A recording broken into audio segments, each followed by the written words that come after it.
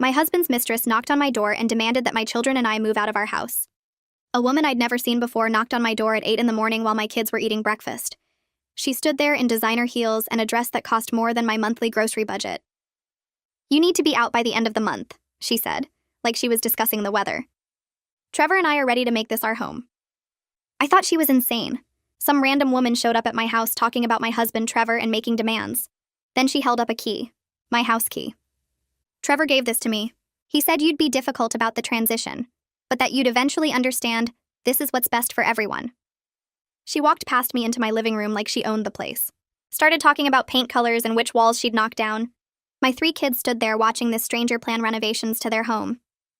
"The children's rooms will make perfect guest suites once they're living with you full-time," she said. Trevor promised they'd only visit on holidays. That's when I learned my husband had been having an affair with Natalie for 2 years. 2 years of business trips that were really romantic getaways. 2 years of working late meant dinner at her apartment. 2 years of lying while I raised our children and kept our home running. Natalie had emails from Trevor on her phone. Showed them to me right there in my kitchen. He'd promised her everything. The house, his retirement savings, and a fresh start without the baggage of his first family. "He's already talked to a lawyer," she said. "The papers will be served next week. Fighting will just make this harder on your children." She actually said that, like she cared about my kids while planning to steal their home. Trevor came home that night acting normal. Kissed me hello, played with the kids, ate the dinner I cooked. I didn't say anything about Natalie's visit. Wanted to see how far he'd take this lie. He even initiated intimacy that night, held me afterward and said he loved me, all while planning to throw us out for his mistress. The next day, Natalie came back, this time with a contractor. They measured rooms and discussed budgets while I stood there documenting everything on my phone. She pointed at family photos and said, "These will all need to go, obviously. I'm thinking a more modern aesthetic." The contractor looked uncomfortable when he realized I lived there. "Ma'am, did you approve this consultation?" Natalie laughed. "She doesn't need to. This will be my house soon." That's when I started digging. Found out Natalie thought Trevor owned the house outright. He'd told her he'd bought it before we married, that I had no claim to it, that he was rich from family money and his executive salary. All lies. The house was in my name only. My grandmother had left it to me 5 years before I even met Trevor. He'd moved into my house. He had no legal claim to it at all. His executive job? He was middle management at a company that was about to downsize. His family's money? His parents were retired teachers living on Social Security. He'd been funding his affair with credit cards he'd opened in secret. $40,000 in debt for jewelry, trips, and deposits on venues for a wedding Natalie was already planning. She'd quit her job 6 months ago because Trevor told her she'd never have to work again. She'd given up her apartment and was living in a hotel he was paying for. A hotel that was about to kick her out because his credit card was maxed. I invited Natalie for coffee to discuss the transition. She showed up smug, carrying fabric samples for curtains. Started talking about how mature I was being about the situation. "Most first wives make such a fuss. But you understand Trevor deserves happiness." I let her talk. Let her describe their future. Let her show me the engagement ring Trevor had bought with a credit card that was about to be declined. Then I showed her the deed to my house. Her face went pale. "That's not possible," Trevor said. I showed her his real pay stubs. His middle management salary barely covered his car payment. She showed him the credit card statements with her hotel bills about to send him into bankruptcy.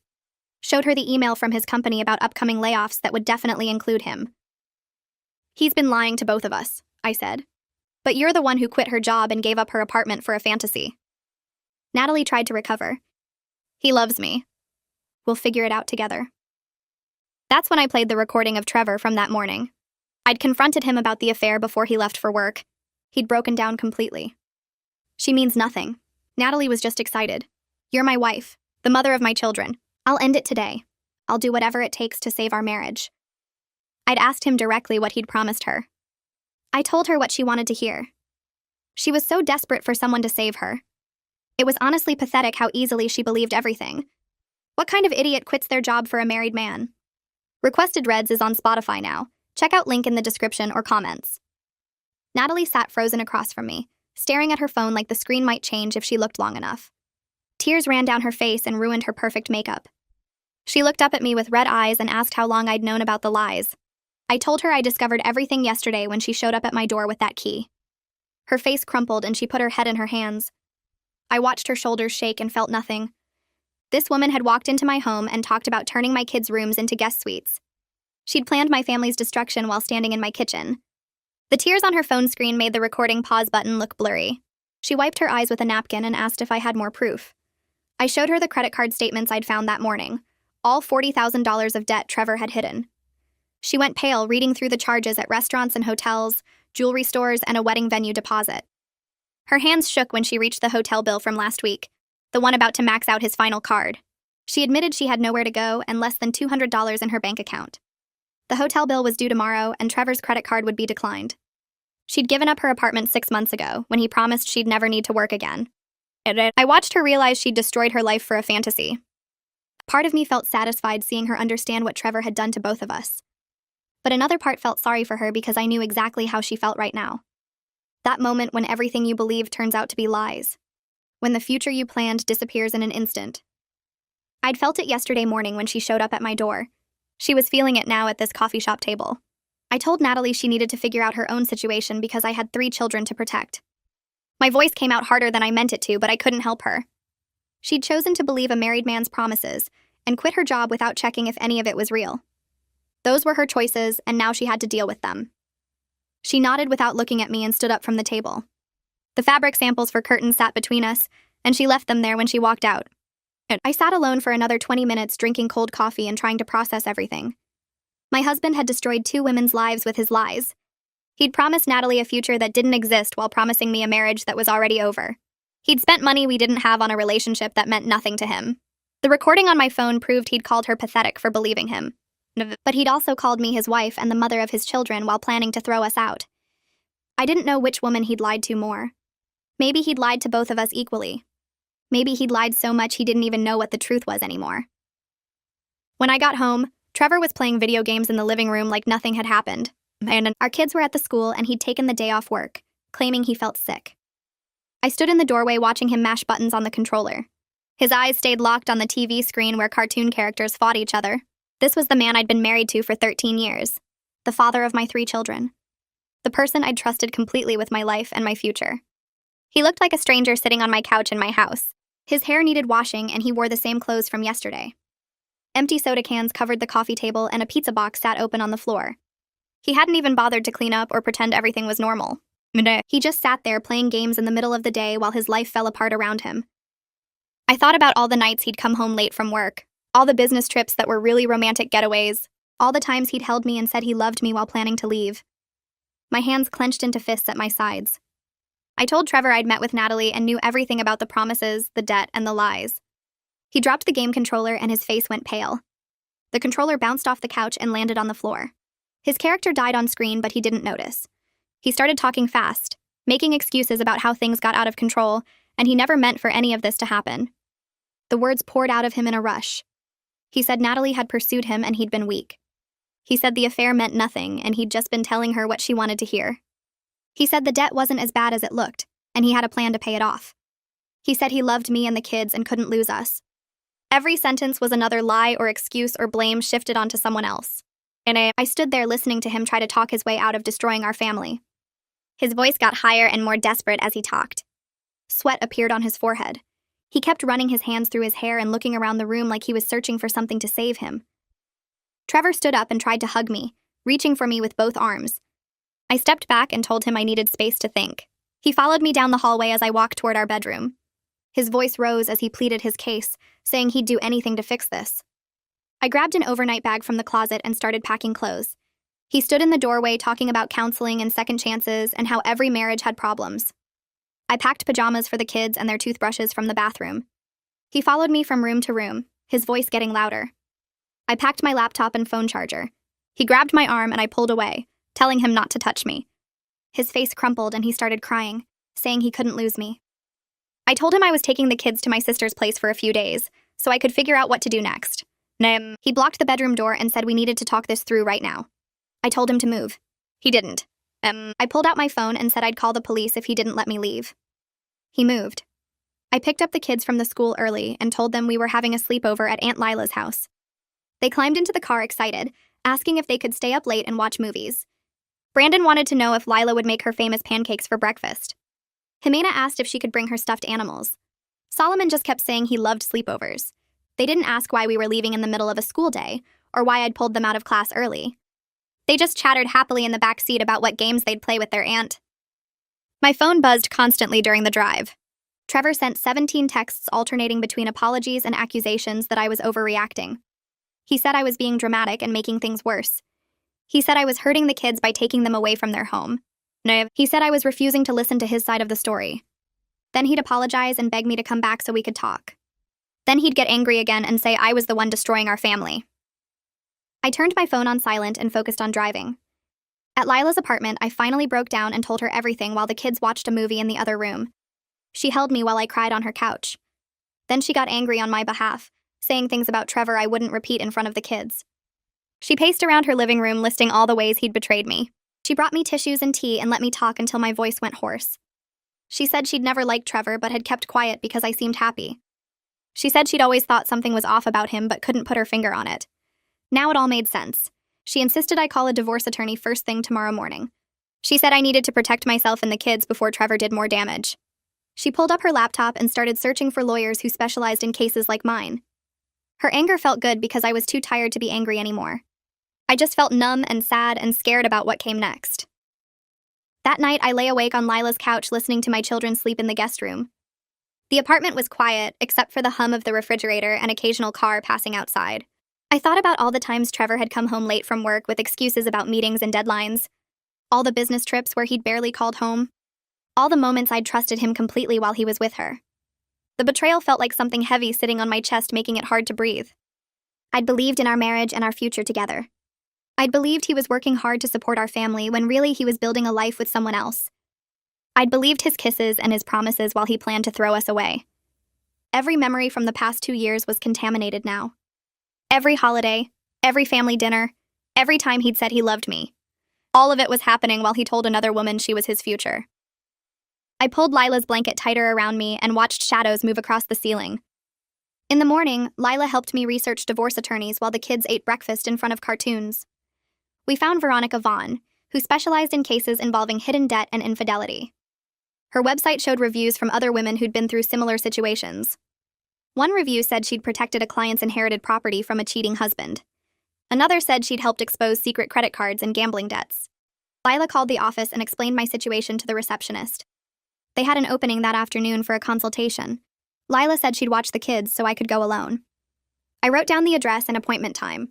My hands shook holding the pen. This was really happening. I was hiring a divorce lawyer and ending my marriage. The kids laughed at something on TV, and I wondered how I'd explain this to them. The office building looked older than I expected. Pale brick with small windows and a parking lot that needed repaving. I checked the address twice before pulling in. Veronica Vaughn's office was on the 3rd floor, and the elevator made grinding noises that matched how my stomach felt. The waiting room had beige carpet and magazines from 6 months ago. A receptionist smiled and told me to have a seat. I clutched my folder of documents and tried not to think about what I was actually doing here. Getting a divorce lawyer, ending my marriage, breaking up my kids' family. The door opened and a woman in her 50s walked out. She wore a navy suit and had gray streaks in her dark hair pulled back in a bun. Her handshake was firm and her eyes were kind but sharp. She led me into her office and gestured to a chair across from her desk. I sat down and opened the folder with shaking hands. The house deed came out first. She studied it carefully, running her finger down the page to where only my name appeared. Then I showed her the credit card statements I'd printed from Trevor's email. Her eyebrows went up as she scanned the charges. Hotels in Miami, jewelry stores, restaurant bills for 2. The recording played on my phone and she listened without interrupting. Trevor's voice filled the small office, admitting Natalie meant nothing and calling her pathetic. When it ended, Veronica set down her pen and looked at me. She said I was in a strong legal position. The house belonged to me alone through inheritance. The debt was entirely in Trevor's name. I had evidence of his affair and his lies. She asked about our children, and I told her about Brandon, Jimena, and Solomon. She made notes on a yellow legal pad. We talked about protecting my assets and keeping the kids stable through this. She asked if Trevor had access to our joint accounts, and I said yes.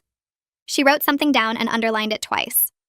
Veronica explained that what Trevor did counted as financial infidelity. He'd hidden major debt while making decisions about our family's future. That would help my case in court. She said I needed to open a separate bank account right away and move my paycheck there. I should document everything we owned together. Get copies of bank statements, investment accounts, retirement funds, anything with both our names. Take photos of valuable items in the house. Make a list of everything. She said Trevor might try to hide assets or drain accounts once he knew I was serious about divorce. I needed to move fast. She could file for a restraining order on our joint savings to freeze it until the court decided how to split things. I asked how long this would take, and she said it depended on whether Trevor fought me. If he contested custody or tried to claim he deserved part of the house, it could drag on for months. But given the evidence I had, she thought he'd eventually settle. I left her office with a list of tasks and a retainer agreement to sign. My hands still shook as I drove back toward my house. Trevor's car wasn't in the driveway when I pulled up. He'd be at work for another 4 hours at least. I went straight to his office and started opening drawers. File folders full of papers I'd never seen before. I photographed every page with my phone. Bank statements showing transfers I didn't recognize. Credit card bills I'd never known existed. Investment accounts I thought had more money in them. I downloaded statements from his laptop using the password he didn't know I knew. His email held more surprises. Messages to Natalie about trips they'd taken while I thought he was at conferences. Photos of them together at restaurants I couldn't afford. Receipts for jewelry I'd never received. I moved to his car next. The glove compartment had more credit card bills stuffed in the back. Charges at expensive hotels. Payments to wedding venues. Deposits on a honeymoon cruise. The total kept climbing as I added everything up. Not $40,000 like I'd thought. Closer to $45,000. All of it spent on another woman while I used coupons at the grocery store. I took photos of everything and uploaded them to a cloud account he couldn't access. Then I put everything back exactly where I'd found it. The whole process took 3 hours and left me exhausted and angry. Trevor's car pulled into the driveway at 6:15. I was still in his office with papers spread across the desk. I heard his footsteps come down the hall and stop in the doorway. He looked at me sitting in his chair, looked at the credit card statements laid out in neat rows, looked at the bank records showing transfers to accounts I wasn't supposed to know about. His face went red and he started yelling. I was invading his privacy, going through his personal things, acting crazy and paranoid. He said I had no right to snoop through his office like some jealous psycho. I let him yell until he ran out of steam. Then I told him calmly that I'd hired a divorce attorney. I'd met with her that afternoon and showed her everything. The affair, the debt, the lies about owning the house. She said I had a strong case. He needed to pack a bag and find somewhere else to stay tonight. His face changed from angry to shocked. He said I couldn't kick him out of his own house. This was his home too. He'd lived here for over a decade. He had rights. I stood up and walked to the filing cabinet, pulled out the house deed and held it up so he could see. My name was the only one on it. My grandmother had left it to me before I ever met him. He'd moved into my house. He had no legal claim to any of it. Trevor's face did something I'd never seen before. It crumbled like paper getting crushed. He said that wasn't possible. We'd lived here together all these years, raised our kids here, made a life here. How could the house just be mine? I reminded him he'd told Natalie the same lies, that he owned it, that I'd have to leave, that he could give it to her. All false. He'd been living in my house rent-free while going into massive debt to impress his mistress. He tried to argue, said the law wouldn't see it that way. Marriage meant shared property. I told him to call a lawyer and ask. The house was mine through inheritance and his name had never been added to the deed. He sank into a chair and put his head in his hands. Then he started crying. Big gasping sobs that made his shoulders shake. He said he was sorry. He'd made terrible mistakes. He'd do anything to fix this. We could go to counseling. He'd end things with Natalie completely. He'd get a second job to pay off the debt. Just please don't throw him out. Don't take his kids away. Don't destroy everything we'd built. I told him he'd destroyed it himself.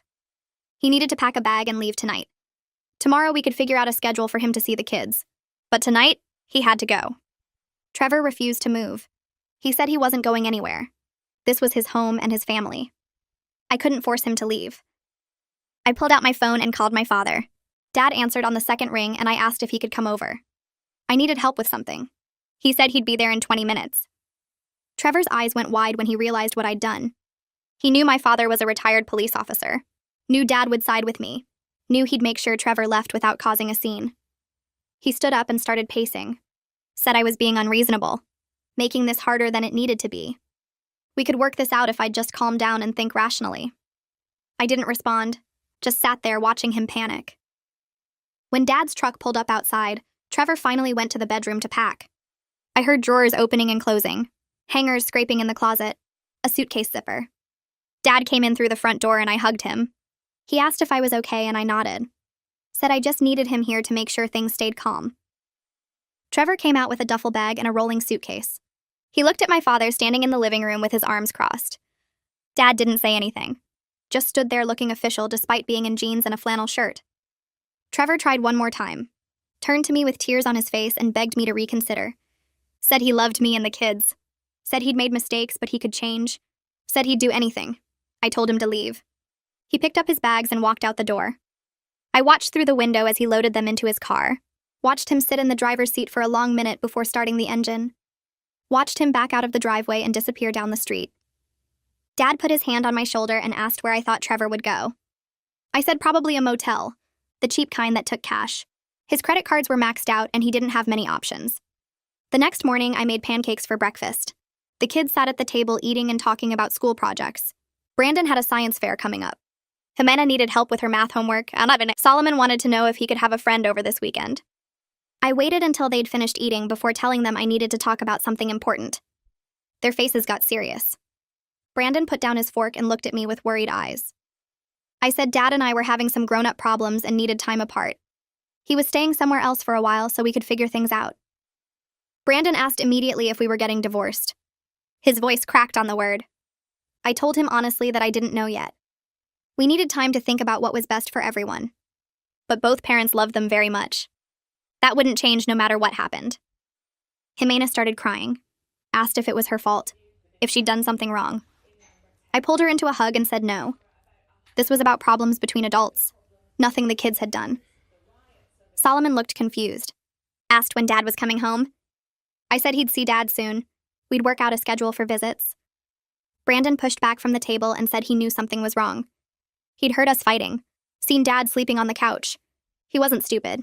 I apologized for not telling them sooner. Said I was trying to figure things out before worrying them.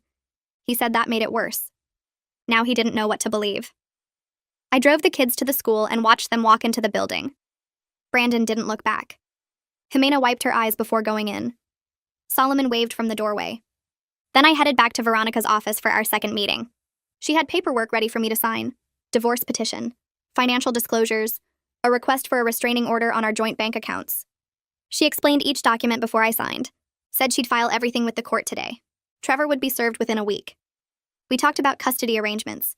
She recommended I ask for primary physical custody, with Trevor getting visitation rights. Given his current living situation and financial problems, the court would likely agree. She also gave me names of family therapists who worked with children of divorce. Said the kids would need support through this transition. I took the list and promised to call. She asked if I'd opened a separate bank account yet. I said no, but I'd do it today. She stressed how important that was. Trevor might try to drain the joint accounts once he got served. I needed my money protected before that happened. I left her office with copies of everything we'd filed. The divorce was real now. Official. There was no going back from this. Trevor's mother called while I was at the bank. Her number showed up on my phone and I almost didn't answer. But I knew she'd keep calling until I did. Her voice was thick with tears when I picked up. She said Trevor had called her last night saying I'd kicked him out over nothing. That I was being cruel and unreasonable. That he didn't understand what he'd done wrong. She asked me to please reconsider. To think about the children and the family we'd built together. I took a deep breath and told her the truth. About the affair with Natalie. About the lies he'd told both of us. About the $45,000 in secret debt he'd racked up. About him promising to give my house to another woman. There was silence on the other end of the line. Then she said she had no idea. Trevor had told her everything was fine. That I was just going through something and being difficult. I said he'd lied to everyone. Me, Natalie, his parents, probably people at work. She apologized. Said she should have known something was wrong. Asked if there was anything she could do. I told her she could talk to Trevor about taking responsibility for his choices. About being honest for once. About being a good father even if he'd been a terrible husband. She said she would. Then she admitted she and Trevor's father couldn't help him financially. They were living on fixed retirement income and barely making ends meet themselves. I said I understood. We said goodbye, and I sat in the bank parking lot for a while before going inside. Veronica called me 3 days later. She'd served Trevor with the divorce papers at his workplace that morning. He'd been walking into the building when the process server handed him the envelope. She said he'd called her office within an hour. He was angry and humiliated, threatened to fight for custody of the kids, said he'd contest the divorce and make this as difficult as possible. He claimed he deserved half the house despite what the deed said, insisted he had rights after living there so long. Veronica said she'd told him to get his own attorney and have them call her. That nothing he said would change the facts. The house was mine. The debt was his. The affair was documented. He had no legal ground to stand on. My phone rang minutes after I hung up with Veronica. Trevor's name flashed on the screen. I answered, and he immediately started yelling. How could I do this to him? Serve him at work where everyone could see? Humiliate him in front of his coworkers? I was destroying his reputation and his career. I said calmly that he'd destroyed those things himself. The divorce papers just made it official. He said he'd fight me for everything. The kids, the house, whatever money was left. I'd regret treating him this way. I told him to have his lawyer contact mine and ended the call. I spent the next morning researching family therapists who specialized in helping kids through divorce. Found Isabella Curtis online with reviews from other parents going through separations. Her office could see us that week. I called and scheduled appointments for all 3 kids. Brandon's would be Tuesday after school, Jimena's on Wednesday, and Solomon's on Thursday. The receptionist asked if I wanted to come in first to discuss the situation. I said yes and booked myself for Monday afternoon. That same day, Trevor's phone started ringing constantly. He was still staying at the motel, calling me every few hours with updates I didn't ask for. Around 3 in the afternoon, his name flashed on my screen again. I almost didn't answer, but something made me pick up. His voice sounded different. Panicked. He said his boss had called him into a meeting that morning. The company was doing layoffs. His entire department was restructured. They were eliminating his position. He had 2 months of severance pay, and then nothing. He started talking fast, saying we needed to stop the divorce proceedings, that we could work this out, that he'd made mistakes, but losing his job changed everything. We needed to be practical about our situation. I listened to him spiral for about 3 minutes before I interrupted. I told him the divorce was happening regardless of his employment status, that his job situation was his problem to solve, not mine. He got quiet. Then he asked if I understood what this meant for child support, for the kids' future. I said I understood perfectly, that he should have thought about consequences before he racked up $45,000 in debt and destroyed our marriage. He hung up on me. My phone buzzed with a message request on social media that evening. Natalie's profile picture showed up in my notifications. The message said she knew I probably didn't want to hear from her, that she was staying with a friend but needed to find work and get back on her feet. She said she was sorry for her role in everything, that she should have questioned Trevor's stories more carefully, that she'd been desperate and stupid. I stared at the message for a long time before responding. I told her I didn't know what she expected me to say. She replied immediately asking if we could meet for coffee one more time. She said she needed to show me something. I don't know why I agreed. Maybe I wanted to see how far Trevor's lies had spread. Maybe I just wanted to watch her suffer a little more. I told her to meet me at the same place we'd gone before, 2 days from now at 10 in the morning. Natalie looked worse than I'd ever seen her when she walked into the coffee shop. Her hair was pulled back in a messy ponytail. No makeup. Wearing jeans and a plain shirt instead of the designer clothes she'd shown up in before. She had dark circles under her eyes like she hadn't slept in days. We sat down and she immediately started talking. Trevor had been calling her constantly. Sometimes he blamed her for ruining his marriage. Other times he begged her to take him back. He'd call at 2 in the morning crying. Then call at 7 angry and accusing. She said she'd blocked his number twice, but he kept finding ways to contact her. Using different phones, creating new email addresses, showing up at her friend's apartment building. She pulled out her phone and opened her messages. Started scrolling through texts from numbers she didn't recognize. All from Trevor. All saying the same desperate things in different ways. I read through the messages she showed me.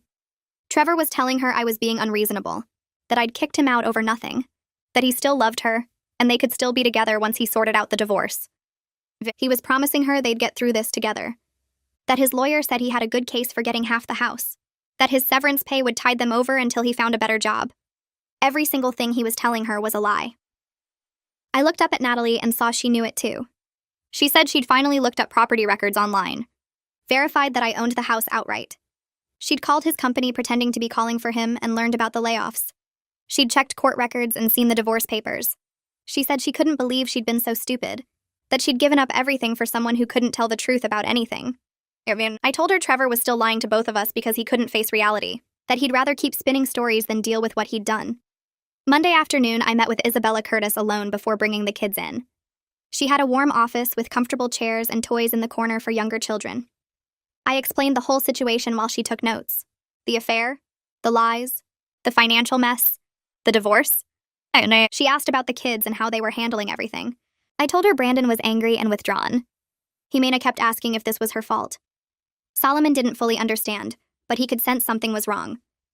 Isabella said those reactions were completely normal for their ages. She'd work with each of them individually at first, and then maybe do some family sessions later. She also suggested I consider individual therapy for myself. I said I'd think about it. The kids had their first sessions that week. Brandon went first and barely talked, according to Isabella. He answered her questions with one-word responses and spent most of the time staring at the floor. Jimena cried through half of her session asking if Mommy and Daddy would get back together. Solomon mostly played with the toys and asked when he could see his dad again. Isabella called me after all 3 appointments and said they were processing things normally. Brandon's anger was expected. Jimena's sadness made sense. Solomon's confusion was appropriate for his age. She wanted to see them weekly for now and check in with me every few weeks about their progress. Maddox came over on Saturday with his toolbox and a bag from the hardware store. He'd bought new locks for all the doors and a security camera for the front entrance. I'd told him Trevor had been driving by the house at weird hours. Sometimes late at night, sometimes early in the morning before the kids woke up. He'd sit in his car across the street for 20 minutes just staring at the house. Maddox installed the new locks first. Then he mounted the camera above the front door and showed me how to check the footage on my phone. We spent the rest of the afternoon loading Trevor's remaining stuff into Maddox's truck. His clothes from the closet, his books from the shelves, his tools from the garage. Everything went into boxes and then into a storage unit Maddox had rented. I kept the key. Trevor could get his things when he found a permanent place to live. That evening, I sat down with each kid separately to answer their questions. Brandon came first. He sat on his bed with his arms crossed and asked me directly if Dad had cheated on me. I told him yes. He asked if that's why we were getting divorced. I said yes. He wanted to know if Dad was coming back. I said no. He nodded and didn't say anything else for a while. Then he asked if I was okay. I told him I would be. Jimena was next. She curled up next to me on the couch and asked if we could ever be a family again. I told her gently that Dad and I wouldn't be married anymore, but we'd both always be her parents. She asked if it was because of something she did. I promised her this had nothing to do with her or her brothers, that sometimes adults make bad choices that hurt the people they love. Solomon just wanted to know if he'd still see his dad. I told him yes, that Dad loved him very much and they'd spend time together soon. Trevor called me the following week saying he'd found an apartment. It was small and not in a great area, but it was all he could afford with his severance pay. He'd moved his stuff out of storage. He asked if he could see the kids. I said yes, but only supervised visits for now. We agreed he could come to Lila's house every other Saturday afternoon. The first visit happened that weekend. Trevor showed up with a bag of toys he couldn't afford and guilt written all over his face. The kids were excited to see him at first. They ran to him and he hugged them tight. But the afternoon was awkward.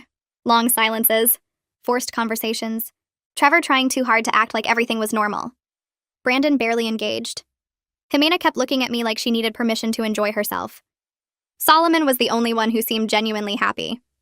When Trevor left, he hugged each kid and promised he'd see them again soon. The phone calls started coming a few days later.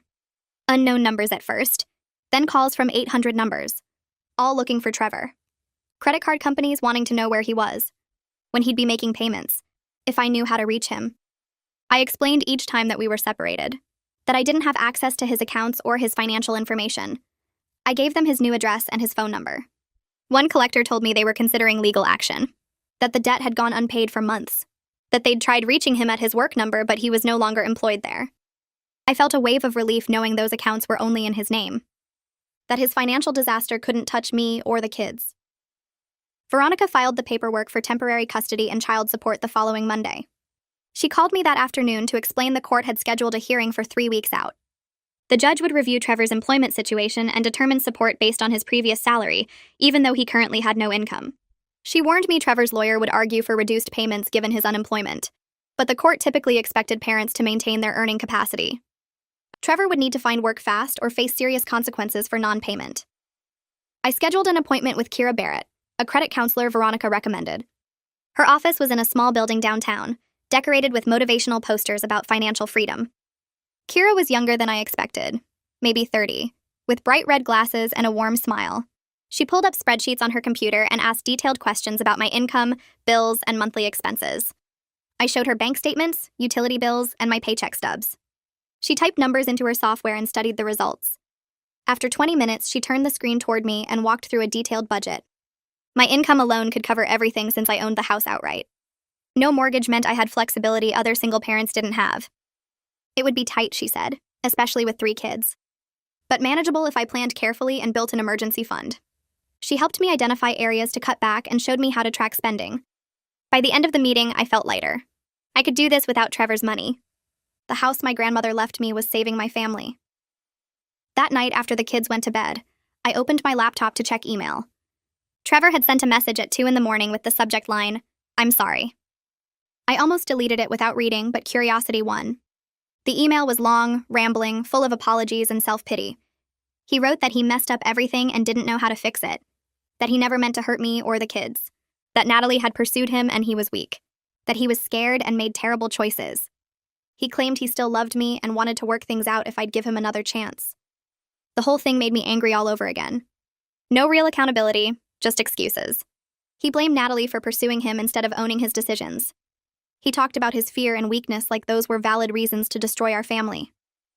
I closed the laptop without responding. He didn't deserve my energy. 2 weeks later, I heard through a mutual friend that Natalie found work as a receptionist at a dental office. She'd rented a small studio apartment in a cheaper part of town, the kind of place she never would have considered when she thought she was marrying into money. The friend said Natalie had blocked Trevor's number and refused to talk about him.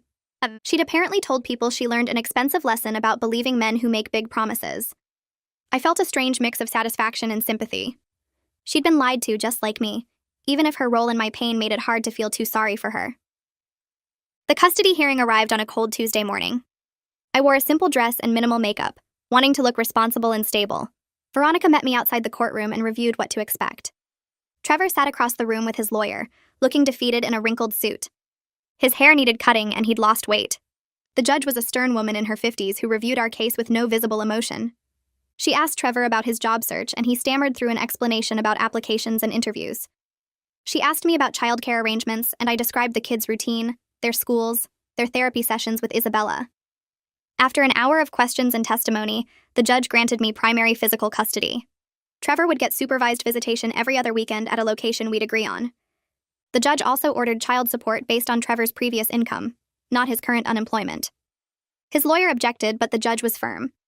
Trevor had voluntarily left his job, and the court expected him to maintain his earning capacity. He looked like he might cry as the judge dismissed us. I walked out feeling relieved but not victorious. This was just the beginning of a long process. I started individual therapy the next week. My therapist was an older woman named Dr. Smith, who specialized in divorce and family trauma. She asked me to describe my feelings about the marriage ending, and I found myself crying within the first 10 minutes. I'd been holding everything together for the kids, staying strong and practical. But sitting in her quiet office, I finally let myself feel the grief. Dr. Smith helped me understand I wasn't just mourning the relationship, but the future I thought we'd have together. The plans we'd made, the life I'd imagined, all of it was gone. She validated my anger while also pushing me toward acceptance. She said it was okay to be furious at Trevor for what he did. But eventually, I'd need to process that anger and move forward for my own peace. The sessions became a safe place to be honest about my pain, without worrying about how it affected my kids. Trevor called me 3 weeks after the hearing to say he'd found a job. Sales position at a car dealership, commission-based, paying less than his previous salary but giving him some income. He immediately complained about how unfair the child support order was, how he could barely afford rent and basic expenses after the payment came out. I reminded him these were consequences of his own choices. He created the debt, had the affair, lost his job through his own actions. The judge's order wasn't unfair, it was holding him accountable. He got quiet and then asked if we could talk about reducing the amount. I said no and ended the call. Veronica had already told me the court was unlikely to modify the order this quickly anyway. The kids started their new routine of visiting Trevor every other weekend at Lila's house. She'd agreed to supervise until the court decided Trevor could have unsupervised time. The first few visits were awkward. Brandon barely talked to his father, clearly still angry about everything that happened. Jimena tried to act normal, but Isabella said she was struggling with divided loyalty, wanting to love her dad, but feeling like that betrayed me. Solomon was the only one who seemed genuinely happy during visits, too young to fully understand the complications. Trevor brought them small gifts he couldn't afford and tried too hard to make everything fun. The kids came home exhausted from the emotional effort of pretending things were okay. A month into Trevor's new job, he called sounding panicked. His creditors had started garnishing his wages for the unpaid credit card debt. The garnishment took a huge chunk of his paycheck, leaving him with barely enough to cover rent and food. He asked again about reducing child support, and I refused again. I felt no sympathy for his financial crisis. He'd created it by lying and spending money he didn't have on an affair. Veronica confirmed the court wouldn't modify the order this soon, especially since his financial problems were self-inflicted. Trevor would have to figure out how to live on what was left after his obligations were met. 2 weeks later, a thick envelope arrived from a bankruptcy attorney named Antonio Hodges. The letter explained Trevor was filing for Chapter 7 bankruptcy to discharge the credit card debt. I called Antonio's office immediately, worried this might affect me somehow. Antonio was patient and professional, explaining the bankruptcy was Trevor's alone since the debt was only in his name. It wouldn't touch my credit or my assets. The discharge would eliminate Trevor's obligation to the credit card companies, but wouldn't affect child support or any other court-ordered payments. I hung up feeling grateful all over again that I'd kept my finances separate from Trevor's. His financial disaster was his problem, not mine or the kids. Dad came over on a Saturday morning with a yellow notepad and his reading glasses. We sat at the kitchen table while the kids watched cartoons in the living room. He'd already looked at my budget spreadsheet and made notes about where I could cut back and where I had some flexibility. We started with the basics, figuring out exactly how much I could put away each month without making life hard for the kids. It wasn't much, maybe $100 split 3 ways into separate savings accounts. Dad showed me how compound interest worked over 10 years, drawing little graphs on his notepad. The numbers looked small now, but they'd grow. Brandon would be starting college in 6 years and every dollar mattered. Dad told me about 529 plans and tax advantages I didn't understand. He explained it twice until it made sense. We set up automatic transfers so I wouldn't have to think about it each month. The money would move from checking to savings before I could spend it on something else. Dad looked at me across the table and said he was proud of how I handled everything. That I protected my children and kept my head clear when most people would have fallen apart. His words made my throat tight. I'd felt like I was barely holding things together, just reacting to each new crisis. But Dad saw strength I didn't know I had. He squeezed my hand and said my grandmother would be proud too. She'd left me the house knowing I'd need that security someday. Maybe she'd known better than I did what kind of man Trevor would turn out to be. Friday afternoon, Trevor texted saying he couldn't take the kids this weekend. Said he had the flu and didn't want to get them sick. I stared at the message knowing it was probably a lie. He'd been getting more withdrawn lately, showing up to pickups looking exhausted and defeated. The kids were already packed, excited to show him their school projects. I called them into the kitchen and explained Dad wasn't feeling well. Brandon's face went hard. He said he knew this would happen, that Dad would start flaking out on them. Jimena looked like she might cry but held it together. Solomon just asked if they could still go next weekend instead. I tried to sound positive, telling them Dad loved them and would never miss a visit unless he was really sick. Brandon wasn't buying it. He said Dad let everyone down. That's what he did. I wanted to defend Trevor but couldn't find the words. My son was right. Trevor had a pattern of disappointing people when things got hard. I suggested we have a movie night instead. Order pizza and make it special. The kids agreed, but the excitement was gone. They went back to their rooms to unpack while I texted Trevor back saying I hoped he felt better. He didn't respond. Later that night, I heard Brandon on the phone with Trevor, his voice tight with anger. I stood outside his door listening. Brandon told his father he didn't believe the flu story, that everyone could tell he was just depressed about his life. Trevor must have said something because Brandon got quiet. Then my son said something that broke my heart. He told Trevor he was tired of making excuses for him to Jimena and Solomon, that the younger kids still believed Dad was a good person, but Brandon knew better. He hung up without saying goodbye. 3 weeks later, Veronica and I sat in a conference room with Trevor and his attorney for mediation. The mediator was a woman in her 50s who spoke in calm, measured tones. Trevor looked worse than I'd seen him, his shirt wrinkled and his hair too long. His attorney was young, probably fresh out of law school, clearly working cheap. Veronica had her files organized in neat folders, every document labeled and tabbed. Trevor's attorney started by saying his client wanted more visitation time and a reduction in child support. He argued Trevor had completed his parenting class and proved himself responsible. The support amount was leaving him unable to afford basic necessities. Veronica countered that Trevor's financial problems were self-inflicted and not the children's burden. The court had already set support based on his earning capacity, not his current situation. The mediator asked what visitation arrangement we could agree on. I said I'd accept unsupervised visits once Trevor completed the parenting class, which he had. Trevor looked relieved until Veronica added that the support amount would stay the same. His attorney argued for another 20 minutes, but the mediator sided with us. Trevor's debt and unemployment were consequences of his choices. The children shouldn't suffer because their father made poor decisions. We compromised on a schedule where Trevor got the kids every other weekend and one evening per week. He'd have them for half the summer break. But the support stayed at the court-ordered amount. Trevor signed the agreement without looking at me. His attorney packed up quickly, probably embarrassed by how poorly the mediation went. Veronica and I stayed behind to review the paperwork. She said this was a good outcome, that Trevor's attorney had been grasping at straws. I felt tired more than victorious. This was my children's father sitting across from me looking broken and desperate. There was no satisfaction in watching him fall apart, just sadness that this was what our marriage had become. The divorce was finalized on a Tuesday morning in late October, 3 months after Natalie knocked on my door. I wore a navy dress and carried a folder with copies of everything. Trevor sat with his cheap attorney at the other table. The judge reviewed the settlement agreement and asked if we both understood the terms. We both said yes. She asked if either of us wanted to contest anything. We both said no. The judge signed the papers and declared our marriage dissolved. It took less than 15 minutes. I felt relief wash over me mixed with this weird sadness I hadn't expected. This was really over. 13 years of marriage ended with a judge's signature and a few questions. I looked at Trevor across the courtroom and barely recognized him. He'd aged 10 years and 3 months. His face was drawn, his eyes empty. He sat there with his attorney who couldn't afford a decent suit, facing the reality of everything he'd lost. His house that was never his wife who'd trusted him completely, his children who were learning to live without him, his financial security that had been built on lies and credit cards. The judge asked if there was anything else, and we both said no. Veronica gathered her papers and we left through the side door. Trevor and his attorney went out the front. I didn't try to talk to him. There was nothing left to say. I kept my married name when I filled out the paperwork at the DMV. The clerk asked if I wanted to change it back, and I said no. My kids had this last name, and I didn't want them confused about family identity. Didn't want them wondering why mom had a different name on the school forms and permission slips. The house stayed solely in my name, exactly as it had been. Trevor had no claim to any of my assets. The settlement made that crystal clear.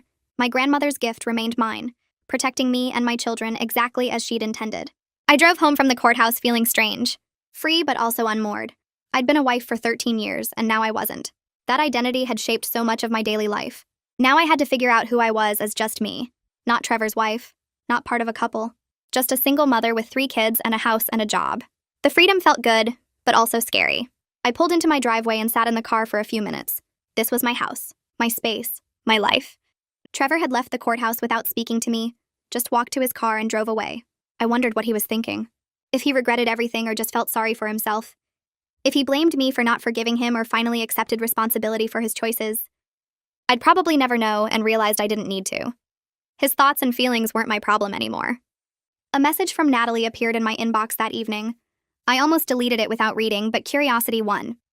She said she was dating someone new, a guy who treated her well and was honest about his situation. He had his own place and a steady job and didn't make promises he couldn't keep.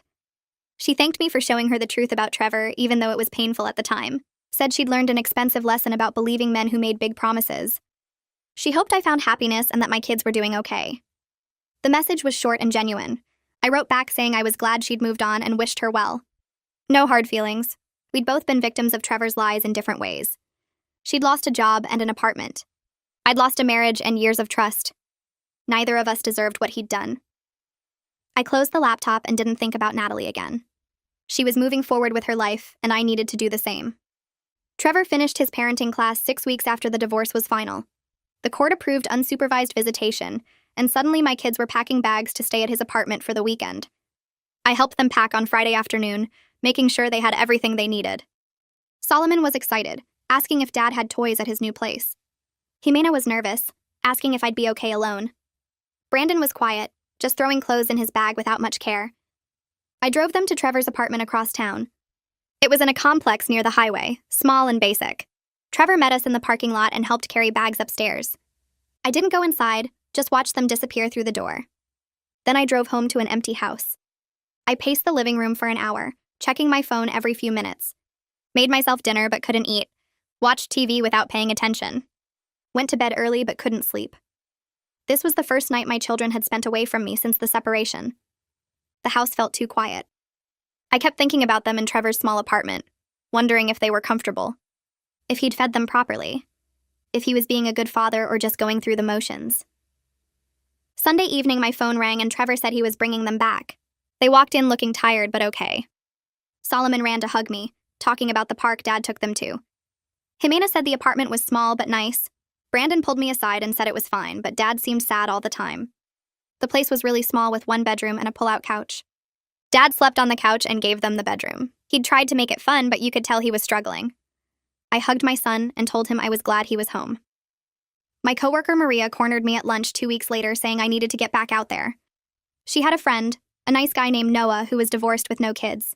He was stable and funny, and she thought we'd get along. I said I wasn't ready, but she insisted. Just coffee, nothing serious. I agreed mostly to get her to stop asking.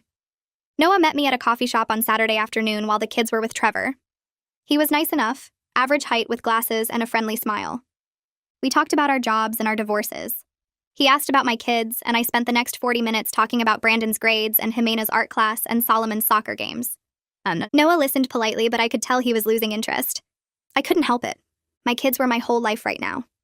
When he asked about my hobbies, I realized I didn't have any. Everything I did revolved around the children. Noah paid for coffee and we said goodbye in the parking lot. He said it was nice meeting me but didn't ask for a second date. I drove home knowing I'd blown it but also not really caring. I wasn't ready to date. Wasn't ready to think about myself as anything other than a mother trying to keep her family stable. Maybe someday, but not now. Not when everything still felt so raw and complicated. Brandon came out of his therapy session with Isabella looking lighter somehow. We drove home and he told me he'd been talking about his anger toward Trevor. Isabella helped him understand that being mad at Dad was okay, but it didn't mean he had to stop loving him. That people could make terrible choices and still be worth caring about. Brandon said he understood Dad made bad choices, but he was still his father. That didn't erase everything good from before.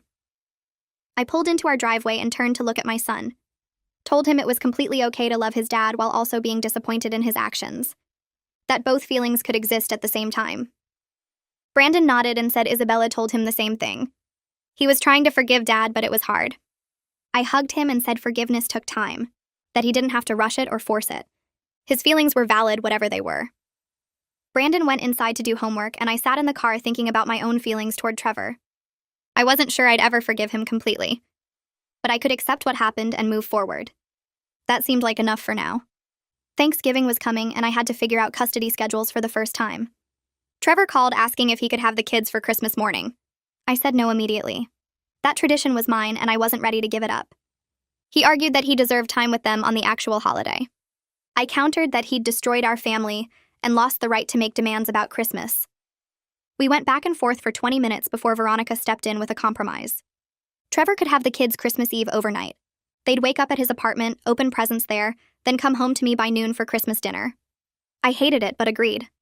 The kids needed both parents in their lives, even if it meant sharing holidays. I called Trevor back with the plan, and he accepted. His voice was quiet, defeated. He thanked me for being reasonable, even though I didn't feel reasonable. I felt angry and sad and cheated out of the Christmas morning I'd always imagined. But this was the new reality. Shared custody meant shared holidays. I'd have to get used to it. Christmas Eve arrived, and I watched my kids pack their overnight bags for Trevor's apartment. Brandon folded his clothes carefully. Jimena stuffed her favorite stuffed animals into her backpack, and Solomon kept asking if he could bring all his toys. I helped them gather everything they needed while trying to keep my emotions in check. This was the first major holiday we'd spend apart, and it hurt more than I expected. Trevor picked them up at 6, and I hugged each of them goodbye, telling them to have fun and that I'd see them tomorrow. The house felt empty after they left. I sat on the couch staring at the Christmas tree we'd decorated together, all their handmade ornaments hanging from the branches. My sister called to check on me, and I told her I was fine even though I wasn't. I went to bed early, not wanting to think about my kids waking up somewhere else on Christmas morning. They came home at noon the next day, talking excitedly about the presents their dad got them. Brandon got a new gaming system, Jimena got art supplies, and Solomon got a giant box of building blocks. They were happy, and that's what mattered. I made Christmas dinner, and we opened more presents around our tree. The day felt different, but not bad. Just different. We were figuring out how to make this work. Trevor called in February to tell me his bankruptcy was officially discharged. His wages weren't being taken anymore, and he could actually afford things again. He said he was looking for a better apartment with 2 bedrooms, so the kids could have their own space when they visited. I told him that sounded good and meant it. The kids needed a comfortable place at both homes. A few weeks later, he moved into a nicer place across town with actual bedrooms instead of just a pull-out couch. The kids came back from their first weekend there, excited to show me pictures of their room. They had bunk beds and their own closet and space for their stuff. Trevor seemed to be accepting his situation instead of fighting against it. He was still their father, and I wanted him to be a good one, even if our marriage was over. My boss called me into her office in March, and I assumed I'd done something wrong. Instead, she told me the company was promoting me to senior analyst with a significant salary increase. I'd been handling extra projects since the divorce, throwing myself into work to stay busy, and apparently it showed. The raise meant I could put more money into the kids' college funds and start an actual emergency savings account, instead of just hoping nothing broke. I drove home feeling lighter than I had in months. The financial stress that had been weighing on me eased up. I could breathe a little easier knowing we were secure. That night, I took the kids out for ice cream to celebrate and didn't worry about the cost. The independence felt powerful. I was taking care of my family on my own, and it was working. Jimena came out of her therapy session with Isabella in April and seemed more relaxed than usual. On the drive home, she told me Isabella said she was doing really well adjusting to having 2 homes. She wasn't as sad anymore and felt okay about the new normal. Solomon had been telling Isabella he liked having 2 houses because it meant 2 sets of toys and 2 rooms to play in. He talked about Dad's house and Mom's house like they were just normal parts of his life. Brandon's teacher called to say his grades had improved and he seemed more focused in class. His anger had transformed into something else, a maturity that made him seem older than 12. All 3 of them were finding their way through this. I ran into Trevor at Brandon's school science fair in May. We stood awkwardly near the refreshment table before he started asking about the kids' progress. I told him about their therapy updates and Brandon's improved grades. He looked genuinely happy to hear it. Then he apologized again for everything, saying he was in therapy now working on himself. He wanted to understand why he'd made such terrible choices. I told him I appreciated that, and was glad he was being a good father, despite everything that happened. We talked for another 10 minutes about normal parent stuff like summer camps and school supply lists. It felt strange but not bad. We could do this co-parenting thing without hating each other. Lila came over for dinner in June and we sat on the back porch after the kids went to bed. She told me she was proud of how I'd handled everything. I could have made Trevor's life much harder, could have turned the kids against him, could have dragged everything out in court, but I chose to protect the kids and let them love their father. She said that took real strength. I told her I did it for Brandon, Jimena, and Solomon, not for Trevor. They needed both parents in their lives even if those parents weren't together anymore. Lila squeezed my hand and said I was a better person than she would have been. I didn't feel particularly noble. I just felt tired and ready to move forward. 6 months after the divorce was final, I woke up one Saturday morning and realized I felt genuinely happy. The house was peaceful without the tension of Trevor's lies hanging over everything. My kids were laughing in the living room playing a board game. I had money in savings and a job I was good at. The panic and anger that had consumed me for months had faded into something manageable. I wasn't interested in dating yet. Couldn't imagine letting someone new into our lives, but I was open to the possibility eventually. Maybe someday. For now, I was content with the life I'd built for myself and my children. Brandon mentioned in July that their dad had a girlfriend. The kids had met her a few times and said she was nice but not trying to be their mom. Her name was Sarah and she worked as a nurse. She knew about the affair and the divorce and accepted Trevor anyway. I felt relieved hearing that. Trevor had found someone appropriate who understood his situation. He wasn't repeating his pattern of lies and manipulation. The kids seemed comfortable with her, which was all that mattered. I didn't need to meet Sarah or be friends with her. I just needed to know she was treating my children well. I used money from my promotion to take the kids on vacation to the beach in August. We spent a week building sandcastles, collecting shells, and swimming in the ocean. Brandon taught Solomon how to body surf, and Jimena found a perfect sand dollar she wanted to keep forever. We ate ice cream for dinner one night and stayed up late watching movies. On the last evening, Brandon and I walked along the shore while the younger 2 played in the sand. He told me this was the happiest he'd seen me in forever. I realized he was right. I was happy. Actually happy. Not just pretending for their sake. Isabella called in September to discuss the kids' progress. They were adjusting well to their family structure and didn't need weekly therapy anymore. She recommended monthly check-ins just to make sure everyone stayed on track. The kids had done the work and come through it okay. I scheduled my own therapy appointment for later that week because I wanted to keep processing everything. The sessions helped me plan for the future instead of dwelling on the past. And I was building a new life and I needed support to do it right. I called the bank in October to ask about refinancing options. The house needed some repairs and I'd taken out a small mortgage to cover the work. My credit was solid and the interest rates had dropped since I'd originally borrowed the money. The loan officer scheduled an appointment with an appraiser to evaluate the property's current value. He arrived on a Tuesday afternoon with his clipboard and measuring tape, walking through each room and taking notes. He examined the kitchen renovations, the updated bathrooms, and the new roof I'd installed last spring. When he finished his assessment, he told me the house had increased in value by almost 30% since my grandmother had left it to me. The neighborhood had become more desirable, and properties like mine were selling quickly. I sat at the kitchen table after he left, thinking about my grandmother and how she'd worked her entire life to buy this house. She'd paid it off years before she died and made sure it went directly to me, not to my parents who might have sold it. She'd given me security I didn't even understand until Trevor tried to take it away. The refinancing went through within 3 weeks, and my monthly payment dropped by $200. That money went straight into the kids' college fund. Trevor sent me a text in November asking if we could switch to a shared calendar app for coordinating the kids' schedules. He'd missed a soccer game because I'd told him about it through email, and he claimed he hadn't seen the message. I downloaded the app and started entering all the kids' activities, medical appointments, and school events. He did the same with his visitation schedule and any plans he made with them. We kept our messages focused entirely on logistics. No personal comments, no discussions about our failed marriage, just information about Brandon, Jimena, and Solomon. It worked surprisingly well. I could see when he planned to pick them up, what activities he'd scheduled during his weekends, and any changes to his availability. He could see the same from my end. We weren't friends, and we'd never be friends, but we'd figured out how to cooperate for the sake of our children. The anger I'd felt for so long had faded into something manageable. I didn't hate him anymore. I just felt nothing when I thought about him, which seemed like progress.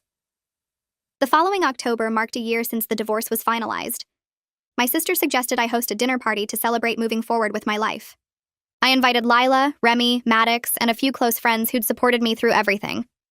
I spent the afternoon cooking and setting the table, feeling genuinely excited about having people in my house for something happy. The kids helped me arrange flowers and put out the good dishes. Everyone arrived around 6, bringing wine and desserts and filling the house with conversation and laughter. My father stood up halfway through dinner and raised his glass. He talked about resilience and new beginnings, about how proud he was of the way I'd protected my children and rebuilt our lives. He said I'd shown incredible strength and he knew my grandmother would be proud. I looked around the table at my kids, my sister, my brother, my parents, and the friends who'd stayed by my side. I had everything I truly needed right there in that room. The life I'd built wasn't the one I'd planned, but it was good, and it was mine, and nobody could take it away from me. I tucked Solomon into bed one night in late October after reading him his favorite story.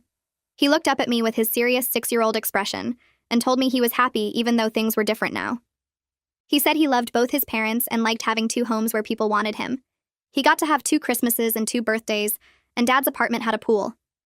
I kissed his forehead and smoothed his hair back, feeling my chest tighten with emotion. We'd all survived this crisis and come out stronger on the other side. My kids were okay. They were more than okay. They were thriving despite everything that had happened. I turned off his light and stood in the doorway for a moment, watching him settle into sleep. Then I went downstairs to my own life, my own home, my own future that belonged entirely to me.